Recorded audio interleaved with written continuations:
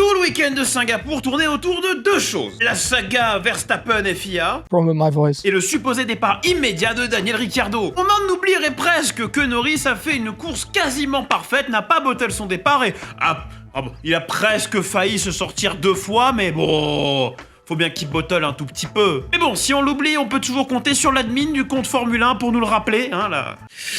Il en reste un peu là, frérot. Hein. Il se trouve que le paddock lui rendait hommage, que toutes les conférences de presse qui mentionnaient son nom devenaient soudainement lourdes, l'ambiance était à couper au couteau. Il y avait des larmes, des longues pauses dans les phrases, l'impression de voir quelqu'un condamné à mort, a dead man walking in the paddock. Sauf qu'il y a rien qui a été annoncé, en fait. Donc, moi je veux bien, c'est le secret de Polichinelle, mais on va peut-être attendre que le mec soit enterré avant de ne pleurer. Non, t'inquiète pas que ça va faire comme avec la vidéo sur le mini DRS, hein, je vais l'avoir terminé, bim, ce sera officialisé et la vidéo servira à rien.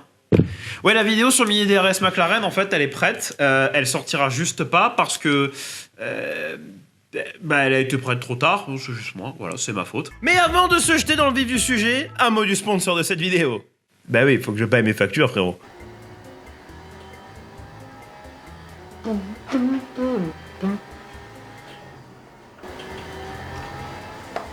Oh, tu pues la merde un peu, non? Ouais, je suis vraiment pas concentré. Ah ouais, tiens, tu devrais prendre un petit peu de mon Oli énergie. Que j'ai chopé avec le code Clippy pour 10% de réduction. Parce qu'il y a des nootropics dedans, c'est bon pour la concentration, ça. Non, mais je dois vraiment y arriver sans artifice. Oh, mais ferme ta gueule, là, la conne de ta grand-mère, tu es incapable de rouler, on dirait Mazepine Prime, la fada que tu es. Prends. Ok, non, bah très bien, on fait comme ça. En plus, c'est du Citrus Cobra dans le nouveau Thermo Shaker dont les couleurs ont été votées par la communauté. Oh, ça marche vraiment.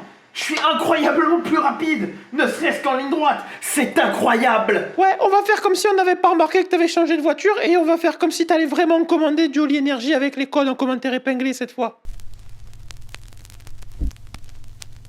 Alors, il est vrai qu'il y a beaucoup d'interrogations autour du futur de Ricciardo, de sa carrière, que ça ne tient qu'à un petit fil en Nomex. Et il est vrai que Red Bull Racing doit, séance tenante, genre je crois qu'ils ont jusqu'à la fin du mois de septembre, filer un contrat à Liam Lawson. Ce qui veut pas dire filer un siège à Liam Lawson, ça veut juste dire qu'ils sont contractuellement obligés de lui filer un contrat, potentiellement pour la saison prochaine, dès la fin de ce mois-ci. Rien ne les force à immédiatement jeter Daniel Ricciardo. Et ça, même si son destin est scellé, même s'ils savent déjà que le bouc courra pas pour eux l'an prochain. On pourra en vouloir à Christian Horner ou à Laurent Mekies de pas rendre les choses plus claires en disant directement non, on compte pas le dropper, fermez-la. Mais de toute façon, je suis pas sûr de croire un team principal quand il dit non, on n'a aucun intérêt à dropper Pierre, y a aucune raison de... Je sais pas pourquoi d'expérience, j'ai du mal. Bon, le comeback voulu dans la structure Red Bull n'a pas fonctionné. Il y avait des débuts encourageants quand il a repris le baquet de De Vries, qui ont été rapidement cassés par son poignet cassé, justement. Et oui, il y a eu un regain de forme récent, mais force est de constater que c'est pas non plus suffisant pour lui garantir un baquet Red Bull. Et ça, malgré le fait qu'on en parlait il y a quoi, 4 Grands Prix? On disait il va prendre la place à Pérez?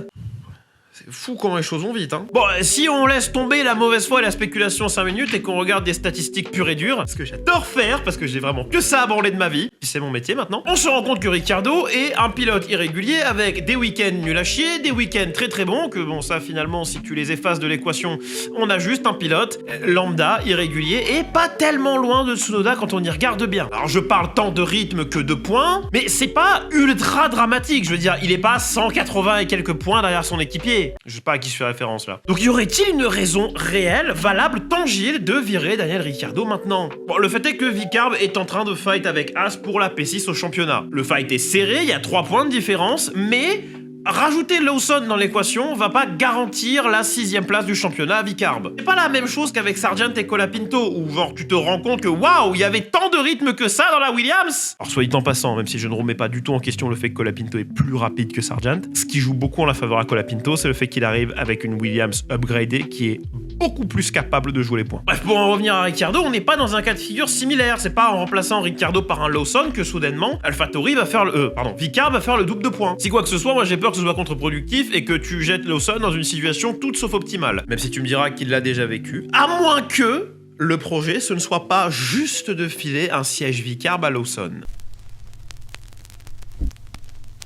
Alors Alors, je vous invite à mettre votre chapeau de réflexion ou, au pire des cas, d'ouvrir grand vos esgourdes. Pas juste de m'entendre, mais de m'écouter activement, parce qu'il faut suivre. Admettons qu'il drop réellement Ricciardo jusqu'à la fin de la saison. Notez, j'ai dit jusqu'à. Et qu'on foute effectivement Liam dans son baquet. Alors, chez Red Bull, et j'ai bien dit Red Bull et pas Vicarb, ils vont pouvoir faire un truc assez intéressant, c'est de juger ce que Lawson est capable de faire en conditions réelles. Si Lawson est tout juste OK, bah alors d'accord, on le conserve pour la saison 2025 et tant pis pour Daniel. Ou si Lawson est juste très bon, genre outrageusement bon, alors pourquoi on lui filerait pas le baquet Red Bull directement? Ce qui voudrait dire que le siège Vicarb est toujours disponible, tout comme Daniel. Parce qu'on n'a pas besoin de foutre Lawson dans la voiture jusqu'à la fin de la saison pour savoir qu'il est worthy d'un siège Vicarb. On l'a vu la saison dernière, le boog est rapide, le boog est bon, il mérite un siège en Formule 1, ça y a pas de souci. Par contre, Red Bull peut être un peu plus précautionneux à le faire step in directement dans la top team. Parce que croyez pas une seule seconde que parce qu'il a un contrat, Perez est garanti de rester jusqu'en 2025. Et ça, même si Red Bull a un demi-mot accepté de dire que ouais, il avait soulevé un problème qu'on n'a pas trop considéré, parce que bah, Max il continue à gagner, qui veut dire que Max il arrive à s'adapter au problème.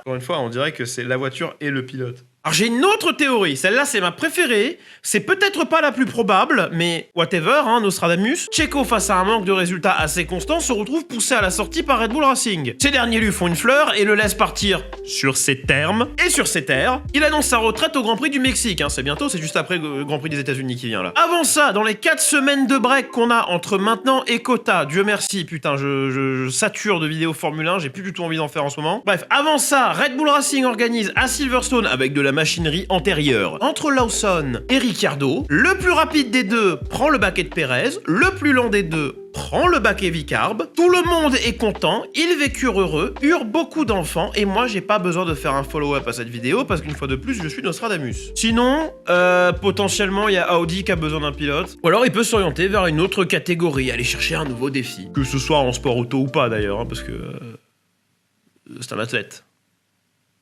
Un athlète de haute performance, et les athlètes, ça transpire.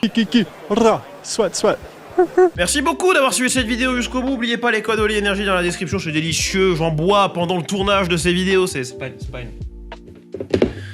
un problème. C'était Clipidaclip, vous pouvez me suivre absolument partout sauf dans la rue, surtout sur Twitch, hein, on a une petite baisse de régime sur Twitch là, vous venez plus trop souvent là, qu'est-ce qui vous arrive? Tu viens plus aux soirées François?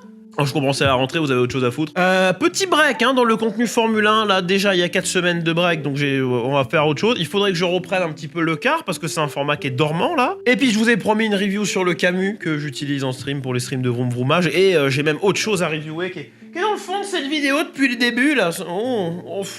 Enfin, review est un bien grand mot. Je vais plutôt vous donner mes impressions sur le bail parce que j'ai pas assez de points de référence pour faire de vraies reviews, on va dire. Bref, c'était Clipidaclip.